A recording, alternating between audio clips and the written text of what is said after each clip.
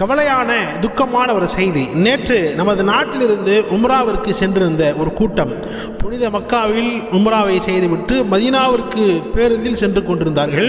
அந்த நேரத்தில் அந்த பேருந்து வேறு ஒரு வாகனத்தின் மீது மோதி விபத்துக்குள்ளாகியது. அதில் தொடர்படியாக வரக்கூடிய செய்திகளில் 45 முஸ்லிம்கள் வஃபாத் ஆகிவிட்டார்கள், ஷஹீத் ஆகிவிட்டார்கள் என்ற செய்திகளெல்லாம் நாம் கேட்டுக்கொண்டிருக்கிறோம்.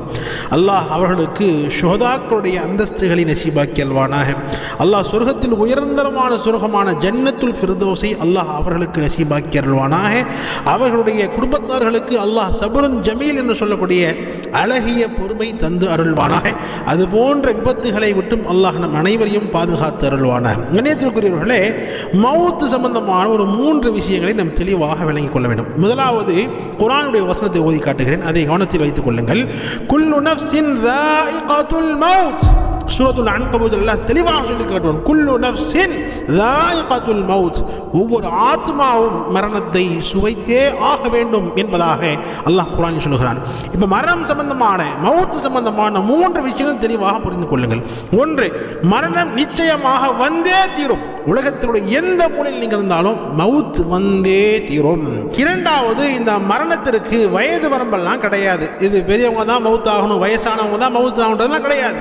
சிறுவர்கள் முதல் கொண்டு பெரியவர்கள் வரை அல்லாஹ் யாருக்கு எந்த நேரத்தில் எப்போது மரணத்தை எழுதி வைத்திருக்கிறானோ அப்போ அவங்க மரணித்தே ஆக வேண்டும். இப்போ நடந்த இந்த சம்பவத்துடன் பார்த்தோம், தொடர்படியாக பெண்கள், குழந்தைகள் என்று பலரும் ஷஹீதாக இருக்கிறார்கள். அல்லாஹ் அவர்களுக்கு அழகிய பொறுமையை தருவானாக. வஃபாத்தான ஷஹீதானவர்களுக்கு அல்லாஹ் ஜல்ல ஷானஹு தஆலா சொர்க்கத்தில் உயர்தரமான அந்தஸ்தை தருவானாக. மூன்றாவதாக, இந்த மவுத் வரும் பொழுது இடம் பார்த்துலாம் மவுத் வராது. நம்ம எந்த இடத்துல பிறந்தோமோ அங்கே தான் நம்ம மரணிக்கின்றதெல்லாம் கிடையாது.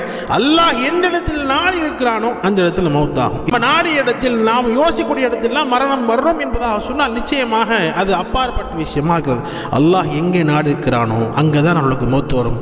ஒரு சிலர்கள் வருடம் வருடம் உம்ராக்கு போவாங்க, ஹஜ்ஜுக்கு போவாங்க, என்னுடைய மவுத் அங்கே வரணும் என்பதாக நினைப்பாங்க. ஆனால் கடைசியில் நம்ம ஊரில் தான் அவங்க வஃபாத் ஆவாங்க. ஒரு சிலர் வாழ்க்கையில் ஒரு முறை தான் ஹஜ்ஜுக்கு போயிருப்பாங்க, ஒரு முறை தான் உம்ராக்கு போயிருப்பாங்க. ஆனால் கொடுத்தவர்கள், பாக்கியம் பெற்றவர்கள் அங்கே போய் தான் அவருடைய மவுத்தே வரும். ஜன்னத்துல் பகீலே அவர்கள் அடக்கம் செய்யப்படுகிற ஒரு பாக்கியம் அவர்களுக்கு கிடைக்கும். எனவே நிச்சயமாக இந்த மவுத்தை பற்றி நாம் தெளிவாக விளங்கிக் கொள்ள வேண்டும். மவுத் என்பது நிச்சயமாக வரக்கூடியதாக இருக்கிறது. இந்த மவுத் வரும் முன்னே யார் மறுமைக்காக வேண்டிய அமல் செய்து விடுகிறார்களோ, அமல் செய்து தயாராக வைத்துக் கொள்கிறார்களோ அவர்கள் தான் அறிவாளி என்பதாக ரசூல் ஸல்லல்லாஹு அலைஹி வஸல்லம் அவர்கள் சொன்னார்கள்.